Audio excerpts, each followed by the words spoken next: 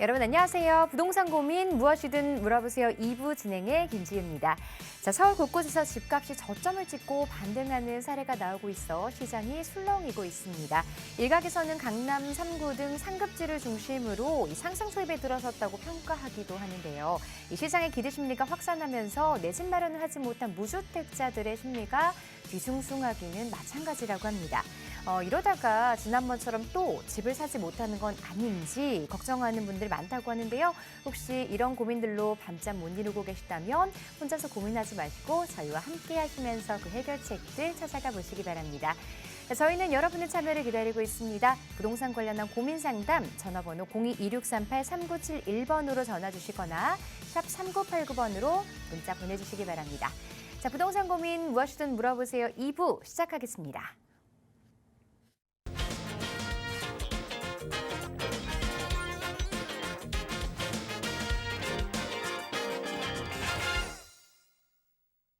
정말 부동산 시장에 훈풍이 불어온 건지 아니면 이 방향을 좀 어떻게 잡아야 될지 고민하고 계시는 분들 위해서 오늘도 저희가 해결책들 함께 하도록 하겠습니다. 자, 오늘 부동산 캣 김남현 대표와 함께합니다. 대표님 안녕하세요. 예, 안녕하십니까? 부동산 캣 김남현입니다. 최근에 이제 지난달까지는 서울 전반적인 시장에서 거래가 꽤나 됐다는 소식이 들려왔었죠. 그러다가 이제는 가격적으로도 약간 상승하고 있다는 기사들이 좀 나오고 있습니다.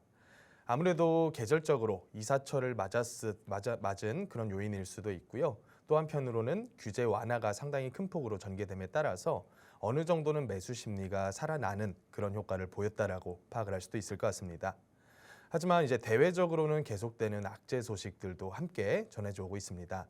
특히나 지난 몇 주 동안에는 미국뿐만 아니라 여러 유럽 국가들에서도 소규모 은행들 그리고 꽤나 덩치가 큰 대형 은행들의 도산 소식까지 들려오고 있습니다. 그렇다 보니까 우리나라 국내 시장 역시도 이제는 자금 경색을 넘어서 금융 위기에 대한 언급도 어느 정도는 되고 있는 것 같고요. 그렇다 보니까 이런 부동산 시장 그리고 전반적인 대외 시장의 이런 언밸런스한 움직임을 보면서 많은 수요자분들께서 감을 찾기가 어려울 것으로 판단이 됩니다. 이어진 시간을 통해서는 이런 분들의 개별적인 고민들을 함께 나눠보면서 우리가 함께 현명한 해결책을 찾아가는 좋은 시간이 되었으면 합니다. 네, 지금 시장의 상황을 바라보면 아무래도 어떤 악재들이 완전히 해소됐다라고 보기엔 좀 어려운 것도 사실이거든요. 그렇기 때문에 여러분이 옥석을 가리는 눈을 지금부터 조금 더 길러 두실 필요가 있을 것 같습니다. 자, 본격적으로 여러분의 부동산 고민 함께 해결해 드리도록 하겠는데요. 부동산 관련해서 궁금한 점 가지고 계신 분들 02-2638-3971번으로 전화 주시고요. 문자가 편하신 분들은 샵 3989번으로 사연을 조금 자세하게 적어 보내시면 전문가의 상담 도와드리도록 할게요. 자, 그럼 첫 번째 시청자분 전화 상담 연결해 보겠습니다. 안녕하세요. 네, 안녕하세요. 네, 시청자분 어떤 고민으로 전화 주셨나요? 네네. 제가 동대문구 거주하고 있는데, 네, 여기 청량리 쪽에 재개발 구역이 몇 군데 있어갖고, 네, 저기 다녀왔거든요. 네. 근데 지금, 어, 그 재개발이 전에는 피가 좀, 뭐, 많이, 9억, 8억까지 있었던 게 지금은 한 3억 5천 그렇게 피가 많이 떨어졌다고 그러더라고요. 네. 그래서 그쪽이 방향이 어떻게 되는지 궁금하고 지금 조합 그거 추가 분담금이 또 많이 나올 수 있다고 또 하는 데도 있고 그래서 네, 전화 잘 주셨어요. 청량리 재개발 보고 계신다고요? 어디 보고 네네. 계실까요? 제가 본 데는 이제 제기 6구역하고 네. 청량리 6구역하고 7구역을 보고 왔어요. 제기 6구역, 청량리 6구역과 8구역 이렇게 보고 계시. 청량리 7구역. 아, 네네. 보고 계시고 지금 투자 목적으로 좀 보고 계시는 걸까요? 그냥 꼭 투자라고는 아니고 그냥 네, 향후에 좀 거주도 생각하고 계신 거예요? 네네네. 거주도 아, 네. 어떨까 싶어서 그냥 네, 한번. 알겠습니다. 어쨌든 네네. 지금 프리미엄이 조금 붙어 있는 상황이고 매수를 해도 괜찮은지 전망 궁금하다고 하셨고 매수 타이밍과 전망에 대해서 전문가 의견 한번 자세하게 들어볼게요. 네네네. 안녕하세요. 네, 안녕하세요. 예, 반갑습니다.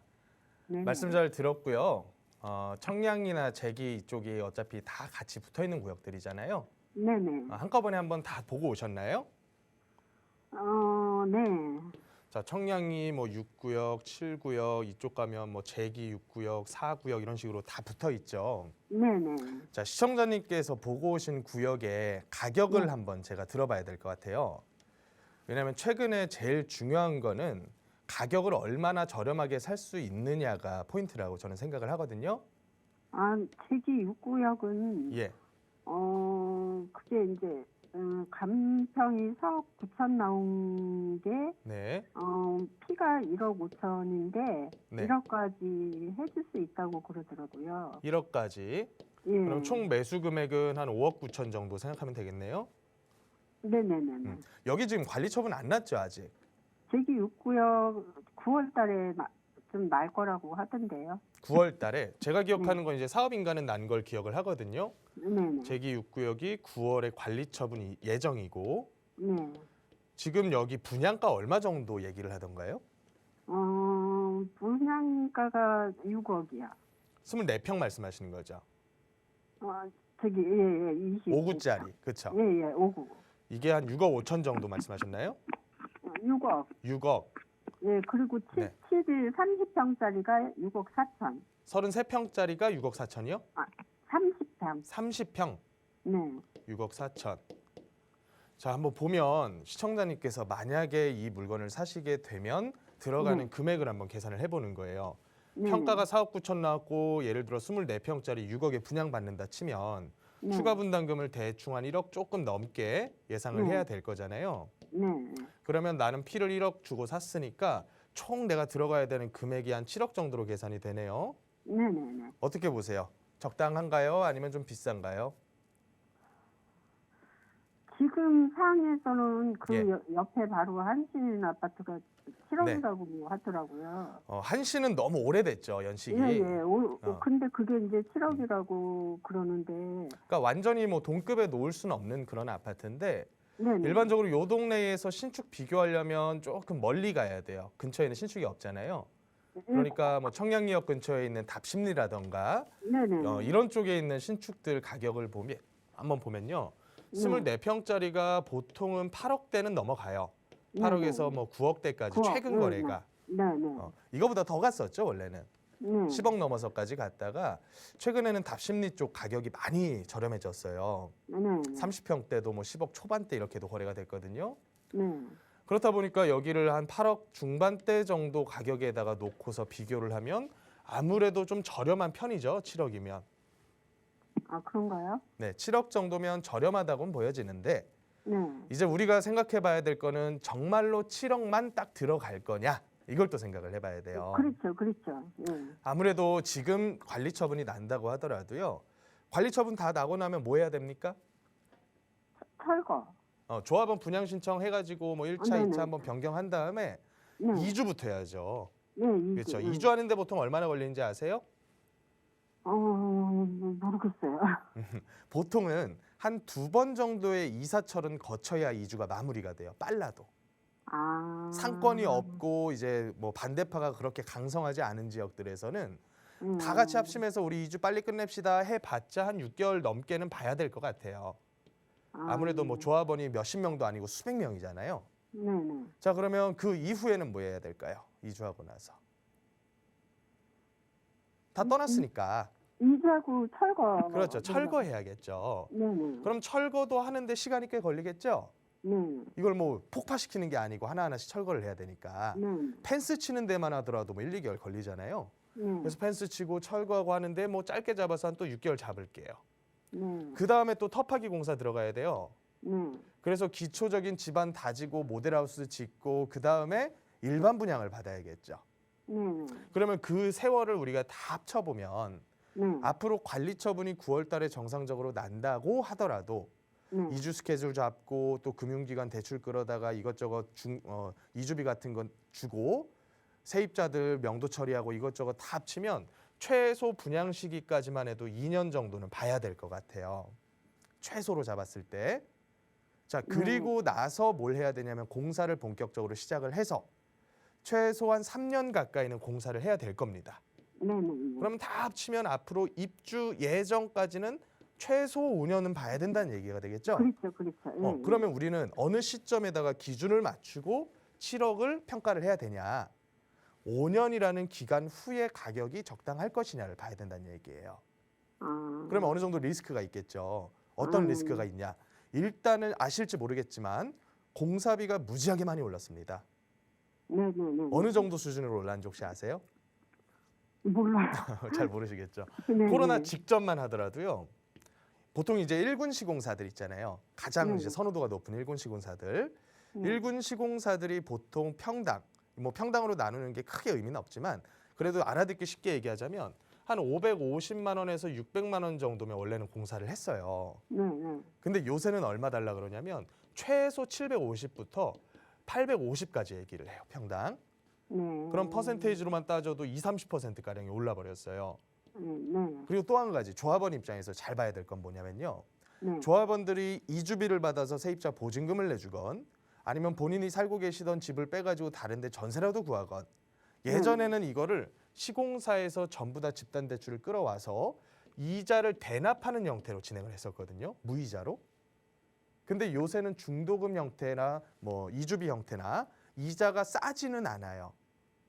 꽤나 비싼 편이거든요. 뭐 비싸봤자 요새 이자에 비하면 싸요. 한 4-5%대 정도. 네네. 뭐 그 이상 되는 사업장들도 많기는 하지만 그러면 요 5년이라는 기간 동안에 4-5%씩 납부를 하게 되면 한 20%가량의 이자는 추가적으로 납부해야 될 거다라고 판단할 수도 있거든요. 근데 여기가 네.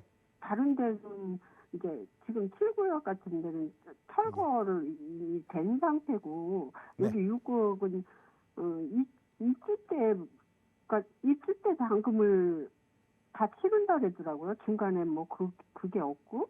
아니 일반적인 조합원 상황에서 말씀을 드리는 거예요. 그 해당 물건 네. 말고요. 아, 네. 일반적으로 봤을 때 다른 구역들 이미 이주 다 끝낸 데들도 최근 들어서 요 중도금이나 집단대출 이자가 많이 올라가지고 굉장히 힘들어하는 조합원들이 계시거든요. 그런 식으로 봤을 때 일단은 비용 상승은 우리는 어쩔 수 없이 고려를 해야 된다. 비용. 지금 알고 계시는 1억 1천이라는 추가 분담금은 절대 확정된 분담금이 아닙니다. 그렇죠. 네. 최근에 뉴스 많이 나오잖아요. 예, 뭐 예, 목동 모 구역에서도 조합원들이랑 시공사랑 지금 뭐 이사를 딱 시작을 했는데도 뭐 추가 분담금을 더 내야 된다 이런 식으로 나오잖아요. 지금 청량리 7구역이 그런 말이 그렇죠. 있더라고요. 제가 파악하기로는 네. 앞으로 입주하는 모든 아파트가 다 그렇게 될 거예요. 조합원 아파트들이. 특히나 조합원 아파트의 장점이자 단점인데 사실은 네. 사업의 시행자, 주인이 일반적인 그냥 신도시 분양한다고 쳤을 때는 시공사가 땅을 통째로 매입을 해가지고 본인들이 사업을 진행을 한단 말이에요. 네네. 근데 재개발 사업 같은 경우에는 땅은 조합원들이 가지고 있던 거를 시공사한테는 공사만 맡겨가지고 공사를 진행을 해요. 네네. 그러면 사업이 잘 돼가지고 돈 많이 나오면 누가 좋겠어요? 아, 조합원이 좋을 거 아닙니까? 근데 사업이 잘 안 돼가지고 오히려 손해를 봤어요. 그럼 누가 손해를 봐요? 조합원. 조합원이 손해를 봐요. 네네. 그렇다 보니까 앞으로 이런 비용 증가는 전부 다 시행사인 조합원들에게 마이너스가 되는 그런 이슈다. 그렇게 보면 1억 1천이라는 추가 분담금보다는 더 나올 것으로 예상하는 게 더 합리적일 거다. 그래서 뭐 이것저것 복잡한 말씀 많이 드렸는데 네. 어찌됐든지 간에 뭐 7억 중반에서 뭐 많게는 8억까지 나올 가능성이 있다라고 치면 네. 그 정도 금액이면 적당하냐를 우리가 판단해야 된다는 거예요. 네, 그러면 네, 제가 그렇죠. 봤을 때는 지금 상황만 봐서는 그 금액이 비싸다라고 여겨지진 않아요. 비싸다는 아닌데 만약에 순수하게 내 수익률, 투자자 입장에서의 수익률을 봤을 때는 지금은 이렇게 진행되는 과정 속에 있는 리스크가 많이 남아있기 때문에 리스크 대비해서 수익률로는 조금 떨어질 가능성이 있다라고 판단을 합니다. 아, 네. 그래서 만약에 시청자님께서 이걸 그냥 순수 내 거주 목적으로 어느 정도 본궤도에 올라간 입주권을 나중에 비용 부담이 조금 몇 천 정도 더 되더라도 감수하고서 들어가겠다. 그러면 저는 이거는 찬성합니다. 나쁜 금액은 아니라는 얘기예요. 하지만 비용이 더 늘어나게 됐을 때 옆에 있는 아파트보다 월등히 지어진 신축 아파트보다 월등히 싸다라고는 말하기가 좀 어려운 금액이다. 이해가 좀 되시나요? 네네네. 그래서 아마 여기만 보신 게 아니라 주변 구역 다 보셨을 거예요. 네, 한번 다 발걸음 봐- 가면 뭐 여기저기 다 들려보잖아요. 네, 여기도 가보셨을 거고 여기 다 가보셨을 거란 말이에요. 그래서 그런 지역들에다가 금매들 나오는 거 있죠. 네. 금매들 나오는 거를 연락 달라고 여러 군데다 얘기를 한번 해놔 보세요. 그렇게 하고 왔어요. 잘하셨어요. 더 피가 작은 거 나오면 네. 해주세요 하고 왔는데. 근데 그래도 1억이라는 피도 예전에 비하면 많이 싼 거긴 해요. 많이 이것도 많이 떨어진 거라고 하는데. 네네네. 이제 저도 좀 두려운 게 예. 저기 춘천주공처럼 이제 뭐 추가 예. 분담금이 막 또 더 나온다 그러고 그러니까. 추가 그게 분담금은 어쩔 수가 없이 더 나올 수밖에 없어요. 지금 구조면. 네, 그래서 전에는 그냥 그 조합 분양가가 딱 정해지면 거의 그 순서대로 이렇게 내고 들어간 것 같은데 요즘에 예. 이게 지금 상황이 지금 전에하고 달라져갖고 그게 네. 더 내년에 좀 저도 근데 사실은요, 시청자님, 네, 사람은 다 저점에 사고 싶어요. 네, 네, 그렇잖아요. 근데 저점이 언제인지는 아무도 몰라요. 네, 네, 누군가는 벌써 지금 저점 찍고 올라가고 있다까지 얘기를 하잖아요. 그렇다 보니까 어느 정도 내가 제값 주고 산다라는 개념으로 접근하실 필요는 있고요. 만약에 시청자님께서 조금 더 공격적으로 자산을 많이 불릴 목적의 투자를 원하신다면요. 네, 여기처럼 아주 본궤도에 올라가서 이렇게 계산이 딱딱 되는 구역이 아니라 네, 최근에 실제로 추진을 시작하는 구역들이 서울에 수백 군데가 있어요. 그런 구역들 중에서 아직까지 피가 형성되지 않은 구역들 선점을 하게 되면 수익률은 보다 높을 수가 있어요. 같은 금액으로 그런 물건들은 여러 채를 살 수도 있고요. 근데 이거는 아무래도 내 집 마련 목적인 분 입장에서는 조금은 리스크가 더 클 수밖에 없거든요. 아니 네. 저 같은 경우는 이제 좀 나이가 있다 보니까 예. 이거가 조금 두려우면 그냥 기존 주택을 사갖고 이제 저기 네. 주택연금으로 사용해야 할 생각이라. 주택연금을. 근데 제가 예전에 한 뭐 3, 4년 그쯤 됐을 거예요. 무슨 네. 말씀들을 많이 드렸냐면 네. 주택연금이 그때 당시에는 사람들이 다 해약하는 분위기였어요. 왜 해약하는지 아세요? 집값이 너무 많이 올라가니까 주택연금 가입하는 순간부터는 그거는 더 이상 내 집은 아니에요, 사실은. 네, 그렇죠. 제가 그래서 속된 얘기로 그냥 내 집 벽돌 빼먹고 산다 이렇게 얘기를 하거든요. 네, 네. 그러니까 집값 올라가는 시기에는 그거 다 해약해요. 그러다가 집값 떨어지는 시기 되면 그거 다시 다 가입해요. 그러면 솔직한 얘기로 주택연금이라는 제도가 소득이 없으신 분들에게 내 소득을 죽을 때까지 받을 수 있다라는 점에서는 좋지만 네. 만약에 뭐 증여라던가 상속 이런 걸 생각하시는 분 입장에서는 굉장히 수익률은 떨어지는 제도다 이렇게 요약을 할 수가 있거든요. 그래서 저는 차라리 만약에 시청자님께서 그냥 안정적인 내 집 마련을 원하신다면 요거 사시는 게 맞고요. 조금은 공격적인 투자를 지금처럼 집값 떨어지는 시기에 한번 해보겠다. 그러면 조금 더 수익률로서 괜찮은 동네를 선점을 하는 게 맞다라고 봅니다. 답변이 좀 되셨나요? 네네네. 그래서 그런 지역이라던가 어느 구역에서 무슨 단계에서 뭘 사야 될까요? 모르잖아요, 사실은. 예. 그러니까 이제 눈에 보이는 걸 다들 선호하신단 말이에요. 그래서 그런 쪽에 대한 도움 받고 싶으시면 뭐 세미나나 상담 한번 예약하고 오세요. 네. 그러면 추진구역 그런 데는 아들한테 좀 적당할 것 같은데. 잘 안 들려요, 제 목소리가. 아들한테 좀 예. 적당할 것 같은데. 추진구역 맞아요. 그래서 사실은 작년, 재작년 이런 새로운 사업들에 대한 추진 구역들이 어느 분들이 투자 제일 많이 했냐면요. 5, 60대 연세 되신 분들이 한 5천 정도 자녀분한테 증여하시고 자녀분들 20대 후반, 30대 초반이신 분들이 여태까지 몇 년 일해서 모으신 몇 천을 더하면 한 1억 남짓 정도 금액이 만들어진단 말이에요. 네네. 그 금액으로 투자하신 분들이 거의 대부분이에요, 사실은.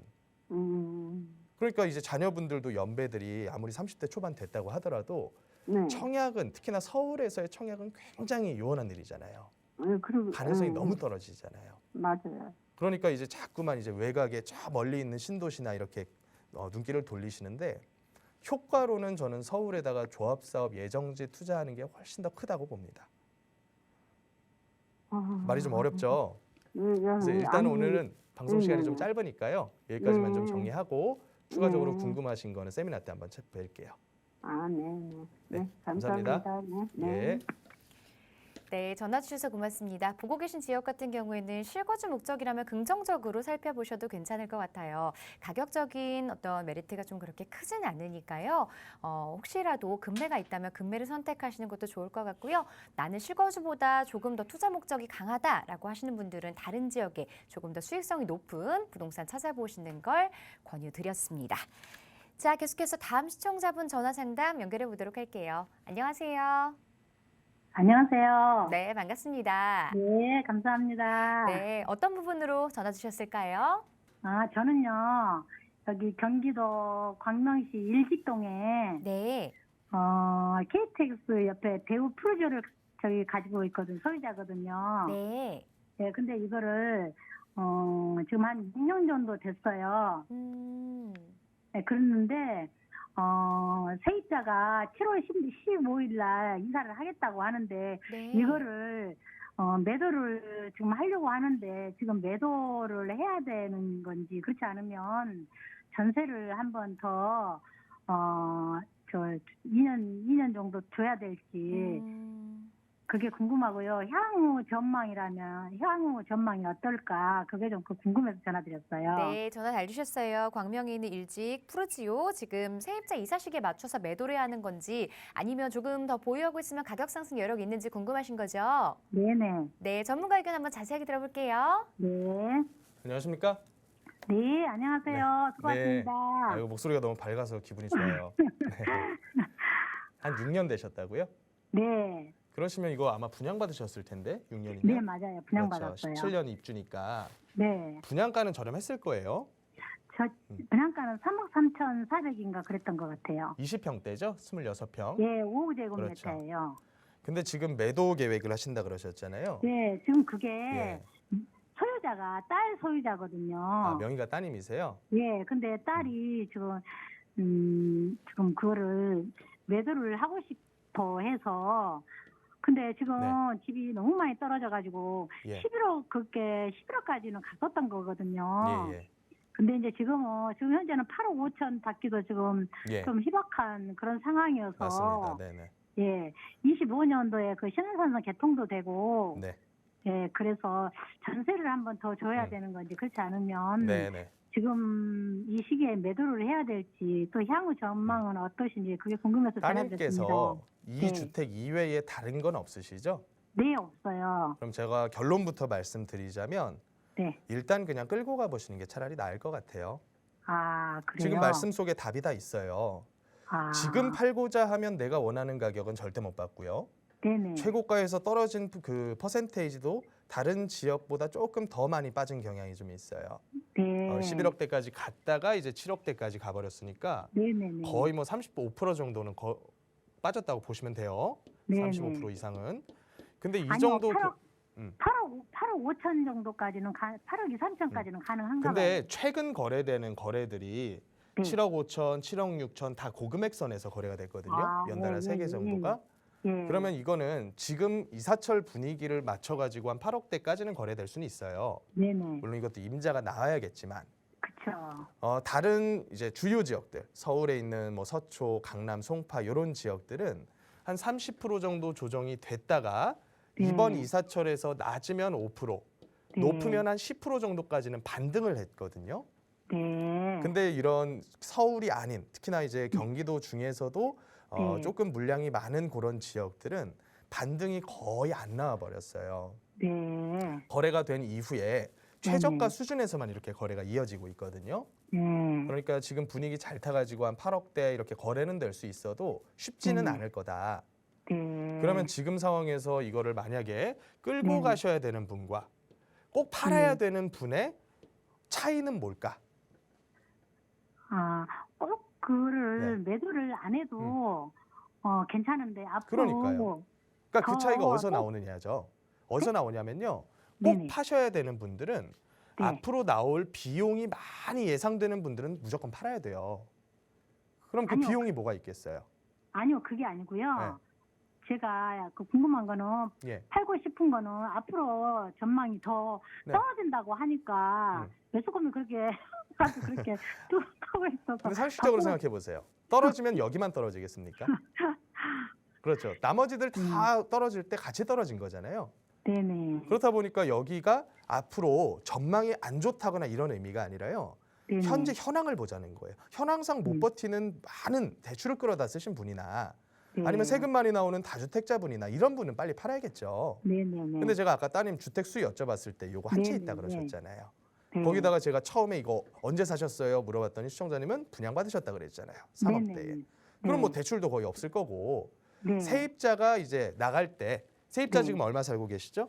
지금 세입자가 5억이요. 전세 5억. 예예. 근데 최근에 전세 거래되는 것들이 4억대 왔다 갔다 하거든요. 네. 그러면 아마도 지금 내놓게 되면 4억 언저리 정도의 전세 거래될 테니까 네네. 한 1억 정도는 전세금을 빼줄 자금을 조금 마련을 하시긴 해야 될 거예요.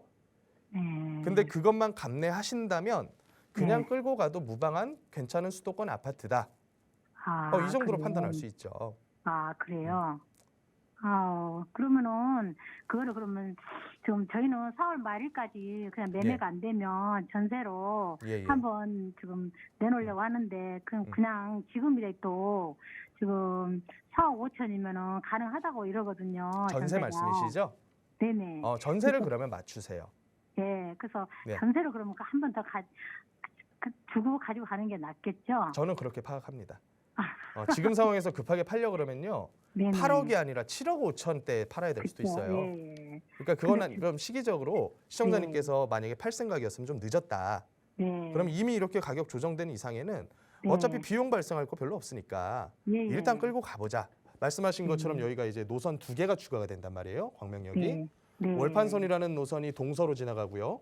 네. 신안산선이라는 노선이 남북으로 지나갑니다. 네네. 그러니까 이제 서울 접근성과 이제 판교 같은 업무지구 접근성이 좀 좋아진단 말이에요. 네. 그런 거 감안해서는 앞으로 남들 올라갈 때는 또 같이 올라갈 아파트다.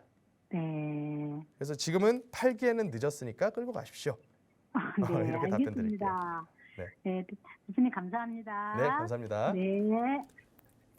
네, 급하지 않으시면 조금 더 보유하시면서 시장의 흐름이 상승 쪽을 좀 바라볼 때 그때 다시 한번 매도 타이밍 생각해 보시는 게 좋을 것 같다고 말씀드렸으니까 참고해 보시고요.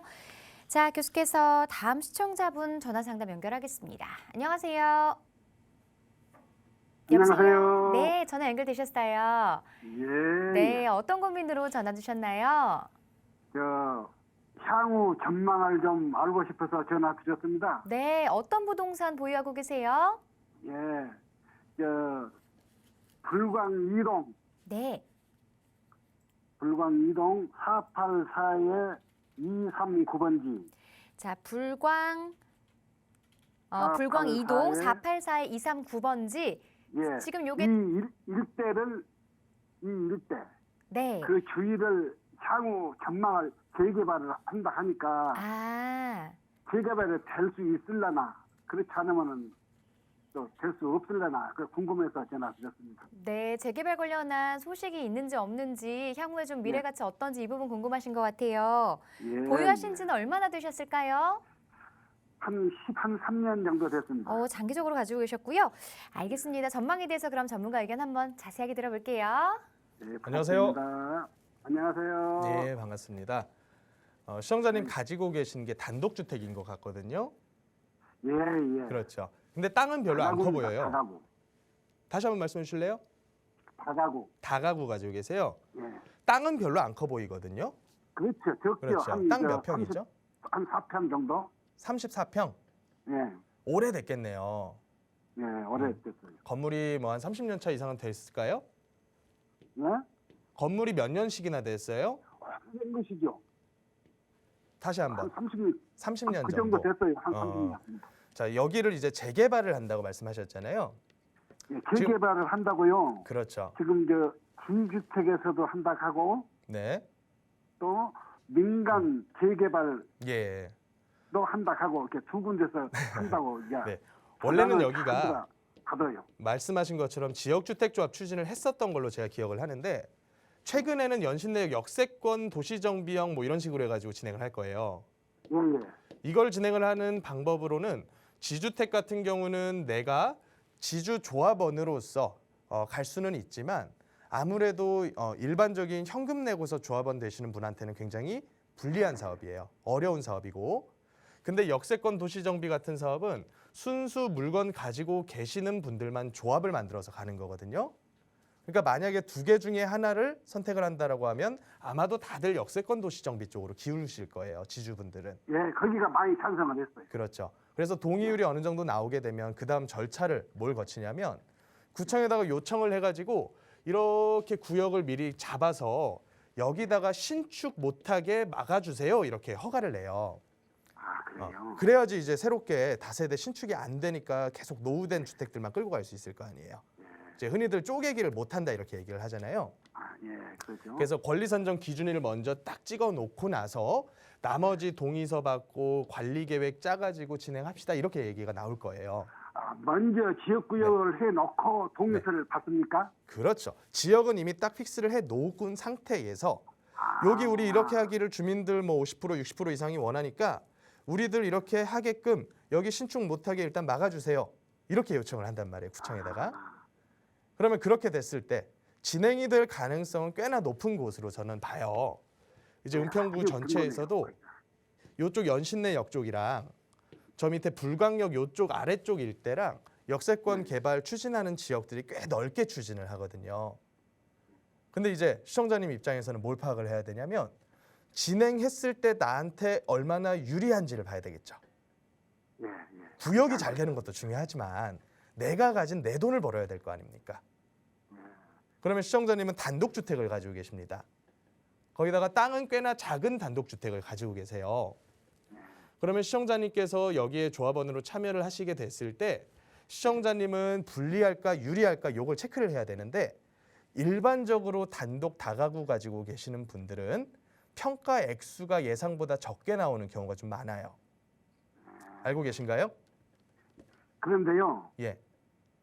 현재 제가 지금 가지고 있는 이 주택이 예. 우리 애하고 저하고 2분의 1씩으로 지금 그때 살 네네. 때 극해서 샀습니다. 아, 지분으로 가지고 계세요? 반씩? 예, 예, 둘이가 나눠졌어요. 그러면 그 지분 전체에 대해서 한 개의 입주권만 나와요. 두 개가 나오는 게 아니라. 아, 하나만 나와요? 예, 하나만 나옵니다. 두 개로 갈라졌어도? 두 개로 갈라졌어도 하나만 나와요. 그럼 왜냐하면 안 해야 필지가 되겠네? 하나고 건물이 하나잖아요.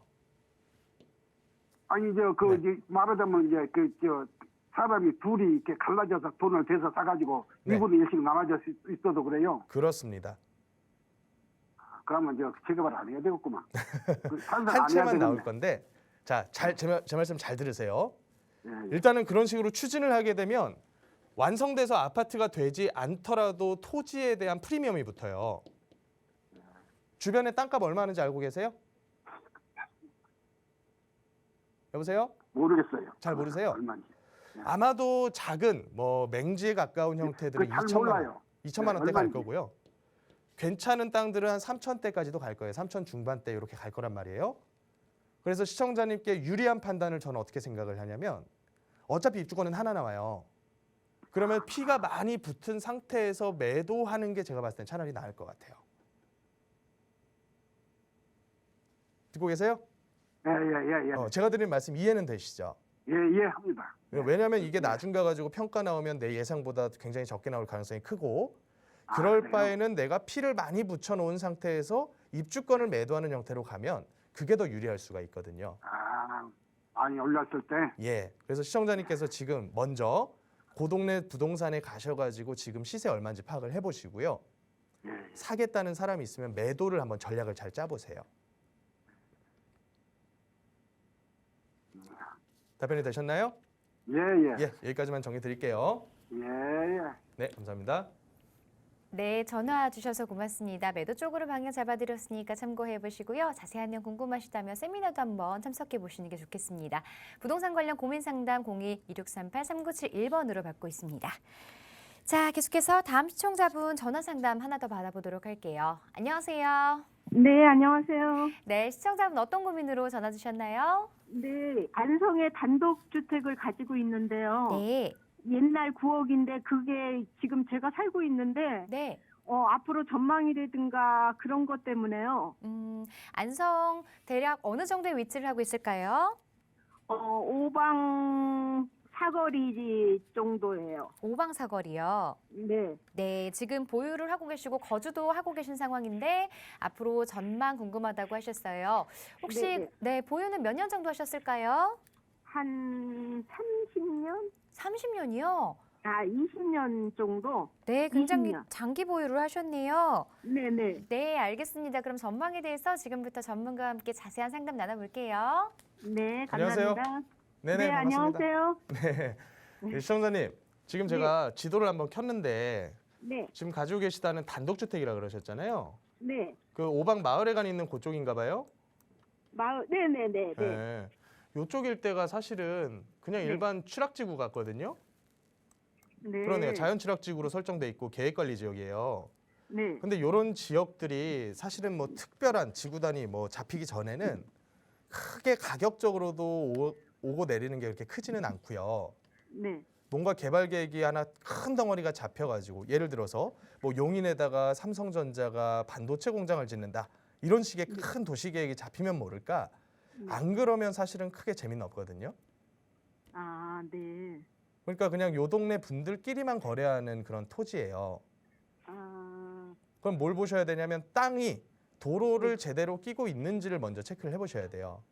네. 오래된 주택이니까 아무래도 새로 누군가 살려면 네. 신축했을 때 허가가 잘 나오는 땅을 사고 싶을 거 아니에요. 그렇죠. 그러면 도로를 제대로 접하고 있는지, 특히나 법적인 도로를 접하고 있는지 없는지가 이런 땅은 되게 중요해요. 그래서 그거 제대로 상담하려면 제가 이거를 뭐 지번도 알고 현장도 가보고 해야 되는데 일반적으로 봤을 때 이런 취락지구들이 아주 큰 컨셉이 있는 예를 들어 지방 토지들 중에서도 있잖아요. 서울에서 차로 뭐 1시간 반 왔다 갔다 할 수 있는 거리인데 뭔가 레저 목적으로 쓸 수 있다거나 아니면 뭔가 신도시가 들어오는 지역의 길목에 있는 지역이라던가 이런 땅들이 아니면 크게 땅값이 오를 만한 그런 모멘텀이 없거든요. 네. 그래서 그냥 거주 정도로만 생각하셔야 될 것 같아요. 네. 그럼 죄송하지만 한 가지만 더 여쭤봐요. 예, 짧게만 할게요. 서인구 네. 양지리에 있는 빌라가 하나 있는데요. 네. 그거는 세를 줬는데 그쪽으로는 어떤가 싶어서요.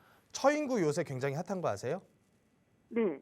처인구가 이번에 삼성전자 클러스터 발표되고 나서 그쪽 일대 아파트도 문의 많이 온다 그러고요. 특히나 땅 투기하려고 사람들이 많이 몰린다 그래요. 근데 빌라라고 하는 거는 빌라라고 하는 거는 네. 추가적으로 개발 행위를 할 수 없는 일반적으로 이제 수도권에 있는 것들은 그런 빌라들이 굉장히 많아요. 네, 네. 그러니까 그거를 이제 지금처럼 이슈가 확 불타 올랐을 때 한번 정리하는 게 제가 봤을 때는 투자로선 제일 맞거든요. 안 그러면 잘 팔기가 어려워요. 네.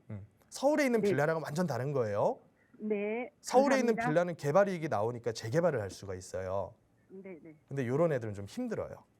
네. 그래서 지금 정도가 네, 네. 가장 매도 적기가 아닌가 이런 생각이 좀 들어요. 지금요. 네, 지금 이슈가 굉장히 많이 되고 있잖아요. 용인 땅들이. 네. 감사합니다. 네, 고맙습니다. 네. 네, 전화 주셔서 고맙습니다. 자, 이렇게 해서 지금까지 여러분의 부동산 관련한 고민 상담 모두 해결해 드렸고요. 자, 이번 시간에는 위클리 이슈로 한 주간 짚어봐야 될 이슈 어떤 것들이 있는지 살펴보겠습니다. 예, 지난주부터 계속해서 이어오는 이슈가 하나가 있죠. 이제 금융 위기의 전조 증상이냐 아니냐 이런 부분에 대한 뉴스가 최근 굉장히 많이 나오고 있습니다. 그 이유는 다들 잘 아시다시피 미국과 유럽에서 너무 빠른 금리 인상과 또 채권 시장 불안으로 인해서 가장 크게 먼저 타격을 입은 것이 바로 은행들이기 때문이죠. 그래서 미국의 굴지의 은행인 실리콘밸리 뱅크와 스위스의 크레딧 스위스 같은 아주 대규모의 은행들이 도산을 해버렸습니다. 물론 이제 도산을 했을 경우에 일반적인 우리 같은 예금자들도 당연히 그 은행에서 돈을 빼려고 하겠죠. 그래서 이런 뱅크런 사태를 막으려고 정부에서는 이런 은행들의 예금액을 전부 다 보전해 주겠다라고 얘기를 했고요. 또 이런 부분들이 일반적으로 이제 시스템, 전반적인 금융 시스템이 붕괴하는 것을 막기 위해서 앞으로도 추가적인 수혈이 굉장히 많이 될 것으로 여겨지고 있습니다. 그렇다면 이런 추가적인 수혈이라고 하는 거는 어찌됐든지 간에 돈을 금융시장에다가 쏟아 부어서 하나의 시스템이 붕괴하지 않게 도미노 파산이 나오지 않게끔 막아준다는 얘기인데 그에게는 또 어떻게 보면 유동성을 또다시 확대하는 전략을 펼칠 수밖에는 없다라고 해석을 할 수도 있거든요. 그렇다 보니까 지금 증시도 그렇고 환율도 그렇고 여러 가지 거시시장 지표가 방향성을 정확하게 찾지는 못하고 있는 상황이라고 저는 파악을 하고 있습니다. 그래서 이런 위기들이 사실은 우리나라 그래서 100% 안전하다라고 볼 수는 없는 게 우리나라는 사실 정부의 재정 건전성은 다른 나라에 비해서는 좀 안전한 편이고요. 또 기업의 지표 또 외환 보유고 이런 지표들은 상당히 안전하지만 가장 큰 문제가 되는 것이 바로 가계부채.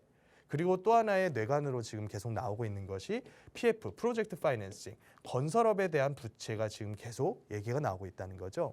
그래서 이 이슈를 한번 보면 미국이 공격적인 금리 인상 끝에 은행이 연쇄 파산 소식을 하고 또 공포감이 조성되다 보니까 많은 돈들이 대형 은행들 위주로만 예금액이 계속 쏠린다더라. 또 발빠른 유동 지원에 도미노는 막았지만 이제 이번 주에 또 금리 인상에 대한 결정 회의가 있단 말이죠. 이 FOMC 회의를 진행에 따라서 예전에는 한 0.5%를 예상을 했다면 이제는 0.25% 내지는 동결까지도 거론이 되고 있는 상황입니다. 그렇다 보니까 유동성을 조금은 이 시장에다가 공급을 해주는 그런 효과가 발생을 할 수가 있겠죠. 그리고 국내에 제2금융권, 상호금융이라던가 이런 제2금융권에서 상당히 많은 기간 동안 굉장히 공격적으로 이 프로젝트 파이낸싱을 진행을 해왔단 말이죠. 그런데 이런 기관들이 진행했었던 이런 대출들의 사업지들이 서울이나 수도권처럼 분양이 그래도 어느 정도 되는 지역이라면 모르겠는데 지금 지방 청약 시장들은 굉장히 어려운 지역들이 많거든요. 특히나 대구라던가 이런 지역들은 지금 거의 청약 시장이 멈춰 있는 상태 가까이까지 보시면 될 것 같아요. 그래서 이런 조금은 취약한 이금융권이 위험 노출액이 너무 커지다 보니까 이 부분에 대한 경고음이 많이 나오고 있고 또 예금 인출이 늘어나는 이런 뱅크런 사태가 나타나면 은행들의 자금 압박은 더욱더 심해질 것으로 보여집니다. 그래서 최근 들어서 이래 미국 같은 나라들의 채권 시장 동향을 보면 이제 갈피를 못 잡고 채권에 대한 시장의 변동성이 굉장히 커졌다는 거죠. 그래서 지금 있는 이런 위기들이 금융 위기다라는 이슈까지 번지게 된다면 이제 부동산 시장에 어느 정도 영향을 미칠까? 그거는 우리가 옛날에 있었던 금융 위기들을 한번 살펴보면 간단하죠. 멀리 가지 않더라도 08년도에 있었던 미국발 서프라임 모기지발 금융 위기. 그때만 하더라도 부동산 시장에 직격탄적인 타격을 받았었고 또 그로 인해서 하락장으로 접어들다가 약간 반등하다가 그러다가 다시 한 3, 4년가량을 추락을 했었습니다. 그래서 부동산 시장에 있어서 이런 대외적인 이슈는 상당히 악재로 작용할 가능성이 굉장히 크지만 최근 들어서 이제 부동산 시장 대내적인 이슈들을 보면 계속 추락하는 이 시장을 잡아두려는 그런 정책들이 많이 나오고 있죠. 특히나 세금. 세금은 제가 작년에도 말씀드렸다시피 앞으로 시장이 안 좋아지면 안 좋아질수록 세금에 대한 규제는 더 이상 규제가 없어질 것이다. 오히려 부양책 방향으로 선회를 생각보다 빨리 할 가능성이 크다. 이런 말씀을 제가 많이 드렸었는데 올 한 해만 하더라도 이미 발표된 것만 한번 보시죠.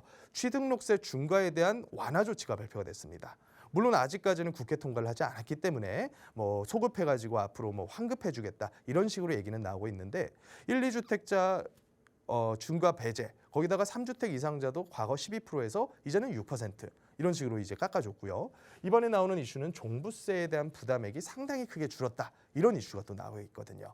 그렇다 보면 종부세 부담이 줄게 되면 다주택 혹은 1주택 보유자들이 앞으로 시장에 급하게 매물을 던져야만 하는 상황을 좀 막아놓겠다는 거죠. 그래서 이 시장의 수요 공급을 한번 보면 이 시장에서 단기 공급을 한번 보자면요. 단기 공급에서는 신규 물량이 아니라 기존에 있는 재고 주택들, 기존에 있는 아파트들을 누군가가 싸게 팔아야만 돼서 빨리 매도하려고 시장에 물량을 많이 내놓으면 그게 바로 공급이 늘어나는 꼴인데 이걸 주도적으로 계속해서 이끌어냈었던 것이 금융비용과 세금이라고 보시면 돼요. 세금 중에서도 특히나 종부세, 재산세 같은 보유세. 근데 보유세를 인상액을 확 줄여주고 거기다가 다주택자라고 하더라도 기본 공제액을 인상하고 또 기본세율을 적용을 하면서부터는 이렇게 재고주택을 떨이로 시장에 많이 내놓을 수밖에 없는 다주택자의 부담이 많이 완화됐다고 볼 수가 있겠죠. 거기다가 이제는 공시가까지 하락을 할 예정입니다. 이제 조금 있으면 공시가들이 다 발표가 될 텐데 이 공시가가 발표가 됐을 때 하락폭이 15%, 20%까지 반영이 된다라고 하면 실제로 과표가 상당히 큰 폭으로 줄어들게 되겠고요. 과표 줄어들지, 기본 공제액 늘어나지, 세율 줄어들지 이것들이 다 합쳐지게 되면 사실은 이제는 종부세가 투자에 있어서 문제가 될 만한 일은 없을 거다. 즉 이런 부분들은 지금처럼 하락하는 장에서 우리가 다주택으로서도 투자를 적극적으로 고려해 볼 만한 유인책으로 작용할 수 있다는 거죠. 그리고 규제가 풀리니까 이제부터는 청약시장이 조금씩 꿈틀대는 모습이 좀 나오고 있다. 이런 기사가 나옵니다. 그래서 청약시장 중에서도 제가 지난주에 한번 이런 청약시장 설명을 좀 드렸었는데 서울에서 굴지의 서울 좋은 지역에서 분양하는 그런 아파트들도 결과들이 천차만별이에요. 어느 아파트는 미계약까지 발생을 하고요. 어느 아파트는 100대 1을 넘어서서 한참 150 몇 대 1 이런 식으로까지 경쟁이 심한 아파트가 있습니다. 그러면 앞으로 청약시장에서의 포인트는 뭐냐? 분양가다. 이 분양가가 적절한지 적절하지 않은지에 대해서 과거 몇 년 동안은 워낙에 불장이었으니까 제대로 된 체크 없이 모든 사람들이 묻지마 청약을 했었단 말이죠. 근데 이제부터는 여러 가지 비용도 추가되고 시장도 안 좋고 하니까 적정한 분양가가 아니면 이제 더 이상 청약을 하지는 않습니다. 그래서 이런 분양가가 적절한지 여부가 앞으로 이 청약시장 흥행을 결정을 하게 될 것이고요. 하지만 서울 분양가는 무한정 싸질 수가 없는 게 오늘 상담하면서도 이제 입주권, 특히나 조합사업에 대한 입주권 얘기가 참 많이 나왔지 않습니까? 근데 이런 조합사업들이 만약에 분양가를 저렴하게 할인 분양을 한다게 되면 그 타격은 누가 다 입을 수밖에 없냐면 전부 다 조합원들이 분담금 늘어나는 효과가 되거든요. 그럼 조합원들이 분담금 늘어나게 됐을 때 이 사업이 제대로 진행이 될 것이냐? 제대로 진행이 안 될 가능성이 굉장히 크다. 그렇기 때문에 시공사에서는 일단은 도급 계약을 할 때까지는 조합원들 간의 분담금을 더 늘리지 않은 형태로 얘기를 하다가 나중에 입주가 가까워지면 질수록 분담금에 대한 압박은 조합원들에게 갈 수밖에 없다는 거죠. 그래서 이 분양가가 무한정 싸질 수 없는 이유. 그래서 우리가 앞으로 청약을 할 때는 지역도 잘 봐야겠지만 가격을 굉장히 예민하게 파악을 하고서 청약 신청을 해야겠다. 특히나 지금 지방시장 같은 경우는 서울은 그래도 57대 1까지 살아났다고는 하지만 전국은 아직까지도 6대 1 정도에 머물고 있습니다. 그래서 앞으로 이 건설 사업을 살리기 위한 정부의 규제 완화와 부양책이 얼마나 쏟아질지가 또 우리 같은 투자자에게는 굉장히 투자로서 잘 지켜봐야 되는 좋은 포인트라고 생각을 하시면 될 것 같고요. 어찌됐건 지금 앞으로의 환경은 규제는 계속 완화하고 부양책을 쓰면서 투자하기에는 상당히 좋은 환경이 조성이 되고 있다. 다만 대외적인 대외 변수가 아주 안 좋은 악재가 계속 나오고 있기 때문에 어떤 트리거 하나로 인해서 지금의 바닥선이 무너질 가능성도 염두에 두시면서 투자를 계획하셔라. 여기까지 정리를 한번 해보겠습니다. 자, 투자자들에겐 기회를 열어줬지만 리스크가 아직은 존재하고 있는 상황인데요. 세미나 통하시면 조금 더 안전하게 투자 가능하실 것 같습니다. 세미나 일정 안내 부탁드릴게요. 예, 세미나는 제가 매주 화요일마다 오후 1시에 진행을 하고 있고요. 세미나에 오시는 분들께서는 본인 가지고 계신 자산에 대한 상담과 더불어서 앞으로 특히나 이런 하락장에서 규제 완화와 더불어서 할 수 있는 좋은 투자들 함께 의논해 보면서 현명한 투자할 수 있는 방향을 잡아갈 수가 있습니다. 자, 세미나 참석 원하시는 분들 그리고 부동산 고민 상담 원하시는 분들은요. 전화번호 02-2638-3971번 그리고 문자 샵 3989번 언제든지 열어놓고 있으니까요. 부동산 관련해서 혼자서 고민하지 마시고 전문가와 함께 꼼꼼한 상담 받아보시기 바랍니다. 자, 이 프로그램은 시청자 여러분에게 보다 다양한 정보를 제공하기 위해 제작된 것으로 해당 부동산의 가치나 가격의 상승 하락은 보장하지 않는다는 점 기억해 주시기 바랍니다. 자, 오늘 오후도 날이 따뜻합니다. 행복한 오후 보내시고요. 저희는 내일 12시에 다시 찾아뵙겠습니다. 고맙습니다.